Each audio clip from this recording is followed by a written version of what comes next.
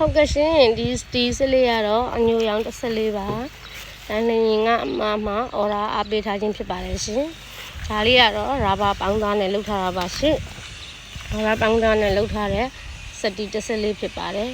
။အညို14ပါရှင်။အညိုရောင်14ပါ။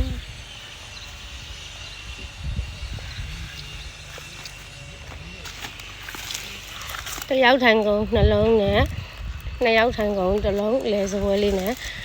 မှားထားတာပါရှင်ကိုယ့်အိမ်ရဲ့အပေါ်မှာမူတည်ပြီးတော့အော်ဒါလေးတွေကတော့ခွဲပြီးတော့မှားလို့ရပါတယ်ရှင်ကိုလိုအပ်တဲ့လိုမျိုးလေးပါဒါလေးကတော့အဲ့ဒီအမှမှားထားတဲ့စပွဲထိုင်ကုန်အညိုစစ်လေးပဲဖြစ်ပါတယ်ရှင်ဟိုးဘက်မှာလုံနေတဲ့ဂရင်လေးတစ်လုံးရှိသေးတယ်ရှင်အညိုစစ်လေးပါပဲအညိုရောင်လေးပါပဲရှင်